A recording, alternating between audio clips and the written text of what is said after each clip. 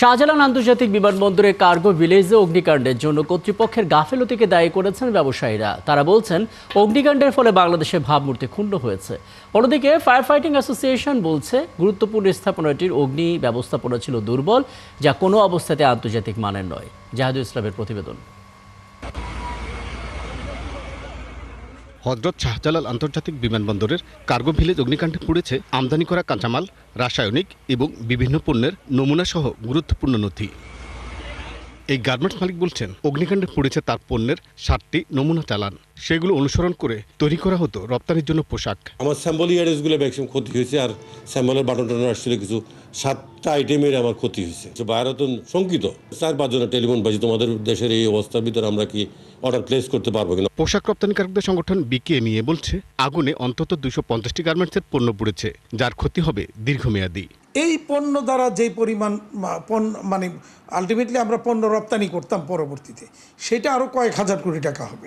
যদি দ্রুততার সাথে এই বন্দর পুনরায় চালু করা না যায়, তাহলে সেখানে আরও একটা ক্ষতির মুখোমুখি হবে। প্রতিদিনই তো হাজার হাজার টন পণ্য আমাদের এয়ার শিপমেন্টে যাচ্ছে, তো সেইগুলিও তো মানে আলটিমেটলি যেতে পারবে না। যেতে না পারলে সেই পণ্যের আলটিমেট সলিউশন কি হবে? ক্যান্সেল, অর্ডার ক্যান্সেল নাকি? তো অর্ডার ক্যান্সেল হলে সেখানেও তো আরও বহু ক্ষতির মুখোমুখি হবে আমাদের ইন্ডাস্ট্রি। এমপ্লয়ার্স অ্যাসোসিয়েশন বলছে, আগুন প্রথমে ছোট আকারে থাকলেও পরে কেন ব্যাপকভাবে ছড়ালো খতিয়ে দেখা প্রয়োজন। একটা কেপিআইতে আগুনটা ছড়া যাওয়া মানে ফেল করা। সবাই বলতে সবাই দেখছে আগুন, যদি ডিজিটাল ডিটেকশন না হয়ে থাকে, ম্যানুয়াল ডিটেকশন হয়েছে, সেকেন্ড হলে যে এটাকে নিভানো ফেল করছে। তার মানে কি হয় আইদার ইকুইপমেন্ট অথবা ট্রেনিং কোথাও না কোথাও গাফিলতি ছিল। বিশ্লেষকরা মনে করছেন, কার্গো ভিলেজের অগ্নি নিরাপত্তা ব্যবস্থা আন্তর্জাতিক মানের ছিল না। বাংলাদেশ ন্যাশনাল বিল্ডিং কোডে যেভাবে ফায়ারের ইকুইপমেন্ট থাকার দরকার ছিল, যতটুকু আমরা খোঁজ নিয়েছি ওই টাইপের ইনস্টলেশন ছিল না। তারপরে এটা কিভাবে ব্যবহার করতে হয়, ওই টাইপের ফায়ার সার্ভিস বা লোকাল যারা ফায়ারের যেটা কাজ করে, ওনারা সম্ভবত সেটা জানেও না। তারা বলছেন, এই অগ্নিকাণ্ড থেকে শিক্ষা নিয়ে আগামীতে নিরাপত্তা এবং অগ্নি নির্বাপন ব্যবস্থা ঢেলে সাজাতে হবে। জাহিদুল ইসলাম, ৭১, ঢাকা। দর্শক, একটু আগে যে প্রতিবেদনটা বলছিলাম যে অগ্নিকাণ্ডের কারণে স্থবির হয়ে পড়েছে শাহজালাল আন্তর্জাতিক বিমানবন্দরে আমদানি পণ্য খালাস কার্যক্রম চলছে বিকল্পভাবে 9 নম্বর গেট দিয়ে। কেমন করে আসলে সেটা চলছে একটু আপডেট জানতে চাই। যুক্ত হচ্ছেন সহকর্মী মোহাইমুনুল খান অপু। আমাদেরকে একটু ধারণা দেবেন, আসলে 9 নম্বর যে গেট, সেই গেট দিয়ে পণ্য খালাসির যে কার্যক্রম সেটা আসলে কিভাবে চলছে, কোনো রকমের অব্যবস্থাপনা সেখানে আছে কিনা, এবং এখন পর্যন্ত কি পরিমাণ পণ্য খালাস করা গেছে, অভিযোগ বা প্রতিক্রিয়া যেটা পেয়েছেন একটু আমাদের একটু জানাবেন। আজকে চতুর্থ দিনের তো কিন্তু 9 নম্বর গেট থেকে পণ্য খালাস যে কার্যক্রম সেটি কিন্তু চলছে। তবে রবিবার বিকাল থেকে এটি শুরু হলো। এখন পর্যন্ত আজকে চতুর্থ দিনের সকালে আমরা এখানে এসেছিলাম, মাত্র একটি গার্মেন্টসের পণ্য আমরা এখান থেকে বের করে নিয়ে যেতে দেখেছি, এবং সেই প্রতিষ্ঠানের মালিকের সাথে কথা বলেছি। তিনি বলছেন যে শনিবারই তাদেরকে কিন্তু এই বিমানবন্দরে তাদের সেই আমদানি করা পণ্য সেটি এসেছিল, এবং সেটি রানওয়েতে থাকার কারণে সেই পণ্যগুলো বেঁচে যায়।